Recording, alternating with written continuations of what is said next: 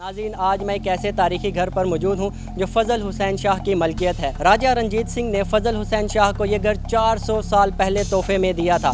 इस घर की एक और ख़ास बात यह है कि यहाँ के मकीनों को उनकी वफ़ात के बाद इसी घर में दफना दिया जाता है। अल्लामा इकबाल शायर मशरिक़ इस घर में फ़ारसी पढ़ने आया करते थे। इस बात में कितनी हकीकत है, आइए जानते हैं। जी बिल्कुल, जो हमारे परदादा हैं मतलब प्रोफेसर हाफ़िज़ उमर दराज जो से जीसी कॉलेज के फ़ारसी के टीचर थे और अल्लामा इकबाल साहब उनके स्टूडेंट थे और उन्होंने उनसे फ़ारसी भी सीखी है और शेर व शायरी भी उन्होंने उनको सिखाई है।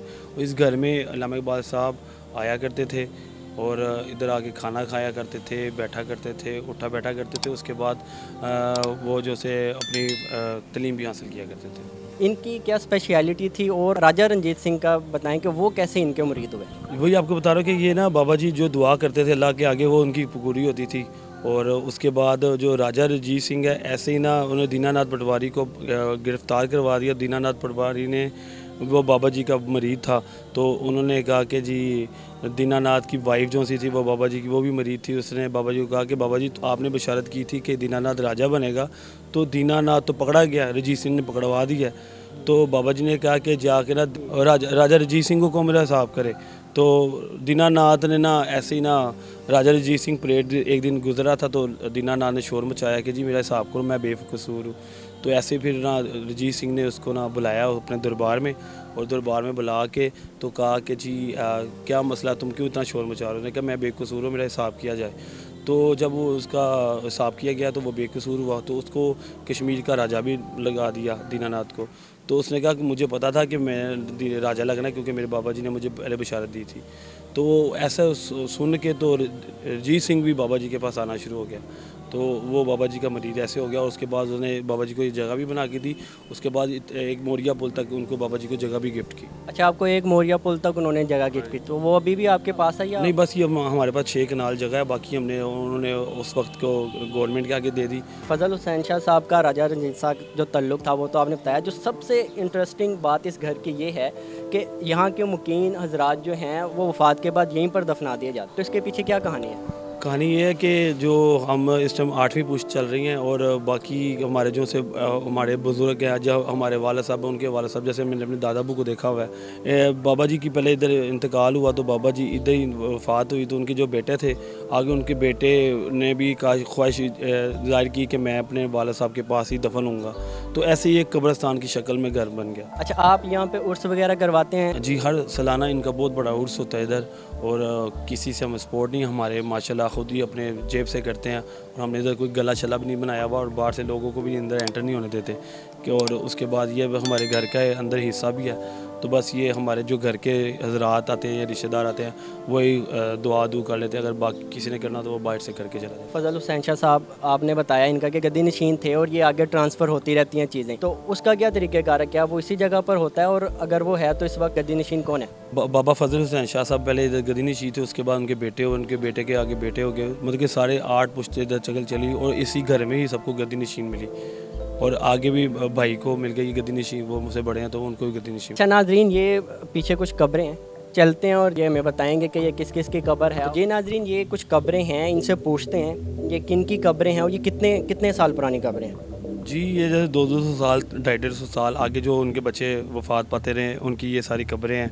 काज़म अली शाह, इसके साथ जमाल शाह, कमाल शाह, ये उनकी बाबा जी की पोतरी हैं नादरा बेगम जो इधर कुरान पाक भी पढ़ाती थी और उनके पास जिन्नात स्टूडेंट भी थे। जी नाज़रीन, सईदा नादरा के बारे में आतिफ़ सकलैन शाह साहब ने बताया कि इनके पास ख़ास करामात थी कि कोई पागल कुत्ता या कोई सांप वगैरह किसी को काट लेता था, ये उन्हें दम करती थी और वो ठीक हो जाया करते थे। ये बताएं, ये दरख्त के बारे में भी आप बता रहे थे, ये कौन सा दरख्त है और ये कितने साल पुराना दरख्त है? सर, ये 400 साल पुराना दरख्त है और ये बेरी का दरख्त है और इसके ऊपर हमारे बड़े और हमने भी यकीन किया कि इसके ऊपर असेब हैं और नेक असेब हैं, कोई हमें प्रॉब्लम नहीं करते। ना हमने उनको कभी आज तक तंग किया, ना कभी उन्होंने हमें तंग किया और वो अपने काम से काम रखते हैं। और ये अभी भी आपके सामने दरख्त देख सकते हैं कि बहुत पुराना दरख्त है और ये बाबा जी ने अपने हाथ से लगाया था। अच्छा, ये 400 साल पुराना दरख्त है, ये उन्होंने खुद अपने हाथ से लगाया था? जी बिल्कुल, अपने हाथ से लगाया था, इसके नीचे बैठा करते थे। अच्छा, بیری کے جو درخت ہیں جو ناظرین ہم نے سنا ہے کہ وہاں پر جو نیک جنات ہوتے ہیں ان کا سایہ ہوتا ہے، تو کبھی کوئی ایسے آپ کے ساتھ واقعات ہوئے ہیں جو دیکھ کر آپ ڈر گئے ہوں یا آپ نے دیکھا ہو کہ یار یہ یہاں پہ یہ کیا چیزیں ہو رہی ہیں؟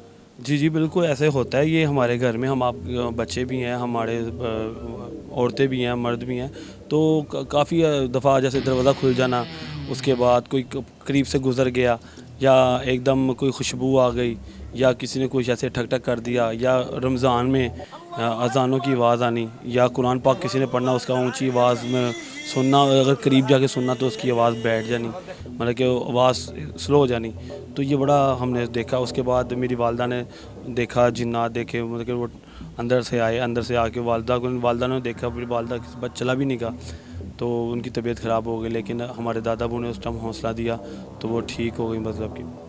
اچھا، آپ بھی انہی کی نسل میں سے ہیں، تو کبھی کیا آپ بھی جن دیکھ سکتے ہو، اور یا کبھی آپ نے بھی کسی جن کے ساتھ بات وغیرہ کی ہے؟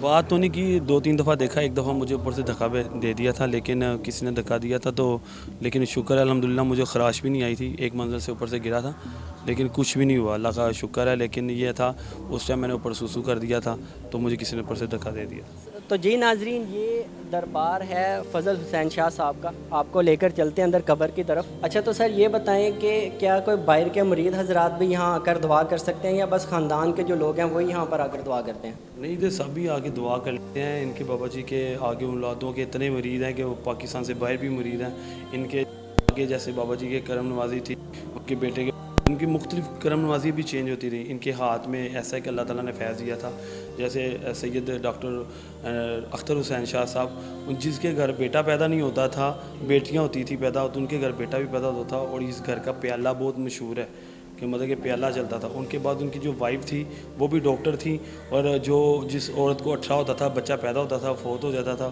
اس کا علاج ہوتا تھا، اللہ تعالیٰ اس کی بچے کی بھی زندگی کرتا تھا، ان کے یہ ایک فیض بھی ادھر گھر میں چل رہا ہے۔ اچھا سر، کیا اب بھی جو مرید یا جو آپ کے خاندان کے لوگ یہاں پر آتے ہیں ان کی مرادیں ابھی بھی پوری ہوتی ہیں؟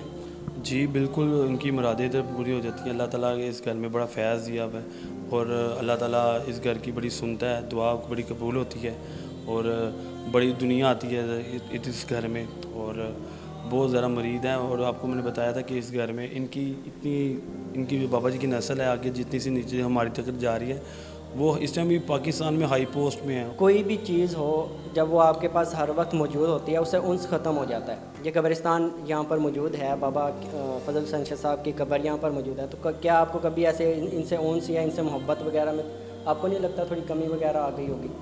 نہیں بالکل، ہمیں تو دیکھیں، ہم نے بھی اسی قبرستان میں آنا ہے، تو آج ہم اس قبرستان کی حفاظت کریں گے، صفائی کریں گے، تو کل کو ہماری اولاد بھی ادھر ہی کرے گی، تو ہم تو اتنی محبت کرتے ہیں کہ روزانہ اس قبرستان کے آگے صفائیاں اور پاکی پلیتی کا خیال رکھتے ہیں۔ اچھا، یہ مطلب اس کمرے کی باہر جو ہے، یہ ساری ایریا کی قبرستان کی آپ خود صفائی کرتے ہیں یا اور بھی لوگ آ کر کرتے ہیں؟ اور بھی میری والدہ کرتی ہیں، ان فیض ملا ہوا ہے کہ وہ اس قبرستان کی صفائی کریں، تو وہ والدہ میری ہر روزانہ صبح 6 بجے سے صفائی شروع کرتی ہیں، 8 بجے تک صفائی کر کے رکھیں۔ تو جی ناظرین، اس گھر کے جو مکین ہیں یہاں کے خاندان کی ایک اور خاص بات یہ ہے کہ یہاں پہ اگر کوئی شوہر فوت ہوتا ہے تو اس کے ساتھ ہی 2 دن یا 3 دن کے بعد اس کی بیگم کی بھی وفات ہو جاتی ہے۔ اس میں کتنی حقیقت ہے؟ جی بالکل، یہ حقیقت ہے، اور آپ دیکھ سکتے ہیں میں نے اپنی 35 سال کے عمر میں 3 ایسے واقعات دیکھے ہیں، اس سے پہلے بھی واقعات ایسے ہوئے ہیں، جیسے میرے پھپھا جی ہیں، میرے دادا ابو دادی ماں ہیں، ٹھیک ہے نا، پہلے دادی ماں فوت ہوئی تو ان کے کلوں پہ ان کے ہی ہسبینڈ فوت ہو گئے، تو ایسے ہی میرے پھپھا جی فوت ہوئے، اگلے دن ہی ان کی کلوں پہ ان کی وائف فوت ہو گئی، تو یہ بھی ایک بڑا ہوتا ہے۔